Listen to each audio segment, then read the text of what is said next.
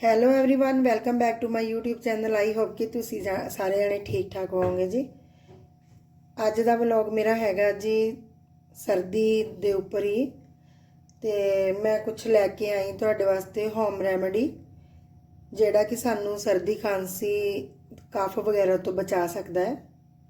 ਤੇ ਉਹਦੇ ਵਾਸਤੇ ਮੈਂ ਲੱਗੀ ਹਾਂ ਜੀ ਅੱਜ ਬਣਾਉਣ ਇੱਕ ਬਹੁਤ ਹੀ ਸਪੈਸ਼ਲ ਜੀ ਡਰਿੰਕ ਬਣਾਉਣ ਲੱਗੇ ਹਾਂ ਜਿਹੜੀ ਕਿ ਸਾਨੂੰ ਸਰਦੀ ਤੋਂ ਬਚਾ ਸਕਦੀ ਹੈ। ਉਹਦੇ ਵਾਸਤੇ ਅਸੀਂ ਕੀ ਲੈਣਾ ਜੀ, ਸਭ ਤੋਂ ਪਹਿਲਾਂ ਲੈਣੇ ਅਸੀਂ ਤੁਲਸੀ ਦੇ ਪੱਤੇ ਲੈ ਲਏ ਆ। 6-7 ਪੱਤੇ ਨੇ ਤੁਲਸੀ ਦੇ ਤੇ ਵਾਸ਼ ਕਰ ਲਏ।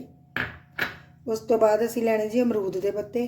ਦੇਖੋ ਜਿਹੜੇ ਬਿਲਕੁਲ ਅੱਗੇ ਵਾਲੇ ਪੱਤੇ ਹੁੰਦੇ ਨੇ ਬਿਲਕੁਲ ਸੌਫਟ ਵਾਲੇ, ਉਹੀ ਲੈਣੇ ਆ, ਪਿੱਛੋਂ ਪੱਤੇ ਨਹੀਂ ਤੋੜਨੇ। ਆ ਦੇਖੋ ਜਿਵੇਂ ਬਹੁਤ ਹੀ ਸੌਫਟ ਜੇ ਹੋਣ ਬਿਲकुल, ਉਹ ਲੈ ਕੇ ਇਹ ਵੀ ਅਸੀਂ ਵਾਸ਼ ਕਰ ਲਿਆ। ਇਹ ਵੀ ਸਾਡੇ ਕੋਲ 5-6 ਪੱਤੇ ਨੇ। ਉਹਦੇ ਵਾਸਤੇ ਸਾਨੂੰ ਚਾਹੀਦੀਆਂ 6-7 ਕਾਲੀਆਂ ਮਿਰਚਾਂ। ਇਸ ਤਰ੍ਹਾਂ ਫੁੱਲ ਵਾਲੇ ਲੌਂਗ ਚਾਹੀਦੇ ਆ, ਇਹ ਵੀ ਅਸੀਂ 6 ਲੌਂਗ ਲਏ ਹੋਏ ਆ। ਇੰਨਾ ਕੁ ਸਾਨੂੰ ਅਦਰਕ ਚਾਹੀਦਾ, ਬਿਲਕੁਲ ਇੰਚ ਇੱਕ ਟੋਟਾ ਜਿਹਾ, ਮਤਲਬ ਮੈਂ ਕਟਿੰਗ ਕਰ ਲਿਆ ਹੋਇਆ। ਇੱਕੋ ਹੀ ਇੰਚ ਦਾ ਮਤਲਬ ਲੈਣਾ ਹੈ ਅਸੀਂ, ਕਿਉਂਕਿ ਇਹਦੇ ਨਾਲ ਬਹੁਤ ਜ਼ਿਆਦਾ ਫਿਰ ਉਹ ਕੌੜਾਪਨ ਜਿਹਾ ਆ ਜਾਂਦਾ, ਕਿਸੇ ਵੇਲੇ ਬੱਚੇ ਨਹੀਂ ਪੀਂਦੇ।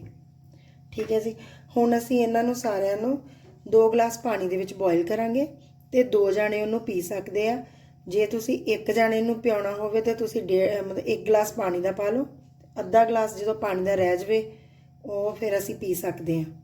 ਠੀਕ ਹੈ ਜੀ। ਇਹ ਮੈਂ ਥੋੜਾ ਜਿਹਾ ਮਟੀਰੀਅਲ ਜਿੱਦਾਂ 2-2 ਪੀਸ ਜ਼ਿਆਦਾ ਲਏ ਹੋਏ ਆ। ਜੇ ਇੱਕ ਨੇ ਪੀਣਾ ਤਾਂ ਤੁਸੀਂ ਇਹ 2-2 ਚੀਜ਼ਾਂ ਜਿਹੜੀਆਂ ਕੱਟ ਕਰ ਸਕਦੇ ਹੋ, ਵਿੱਚੋਂ 2-2 ਪੀਸ ਕੱਢ ਲਓ। ਠੀਕ ਹੈ ਜੀ। ਤੇ ਇਹ 2 ਜਣਿਆਂ ਨੇ ਪੀਣਾ, ਉਹਦੇ ਲਈ ਮੈਂ ਬਣਾ ਰਹੀ ਹਾਂ।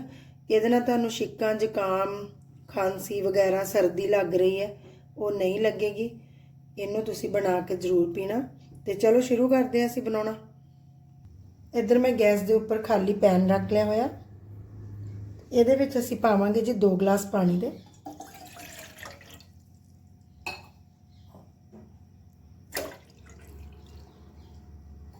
ਹੁਣ ਅਸੀਂ ਗੈਸ ਨੂੰ ਔਨ ਕਰ ਦਾਂਗੇ।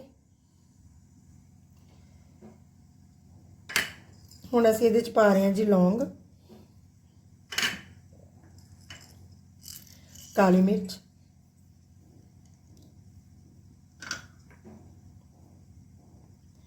ਅਦਰਕ ਦੇ ਪੀਸ, ਤੁਲਸੀ ਦੇ ਪੱਤੇ ਅਸੀਂ ਇਹਦੇ ਚ ਤੋੜ ਕੇ ਪਾਵਾਂਗੇ।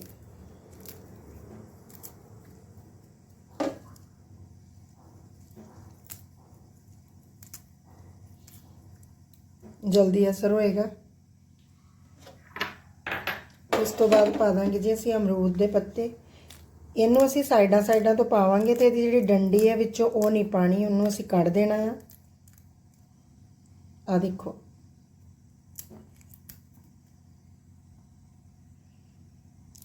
इस तरह ही असी सारे पत्ते जिहड़े वो छोटे करके पा देवांगे तो डंडी नूं बाहर कढ़ देंगे जी।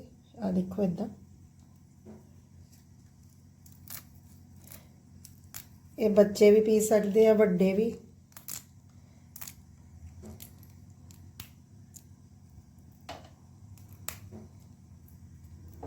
बस इदां ही असीं सारे पत्ते विच पा देने हैं।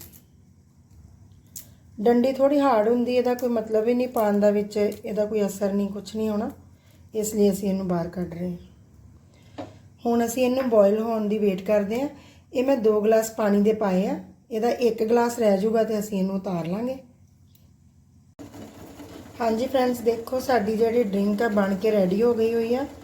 ਹੁਣ ਅਸੀਂ ਗੈਸ ਨੂੰ ਆਫ ਕਰ ਦਵਾਂਗੇ ਤੇ ਸਾਡੀ ਡਰਿੰਕ 2 ਕੱਪ ਬਣ ਕੇ ਬਿਲਕੁਲ ਤਿਆਰ ਆ। ਚਲੋ ਹੁਣ ਅਸੀਂ ਇਹਨਾਂ ਨੂੰ ਪੁਣਦੇ ਹਾਂ ਜੀ ਕੱਪ 'ਚ। ਹੁਣ ਅਸੀਂ ਇਹਨੂੰ 2 ਕੱਪ ਦੇ ਵਿੱਚ ਛਾਣ ਲਾਂਗੇ ਜੀ।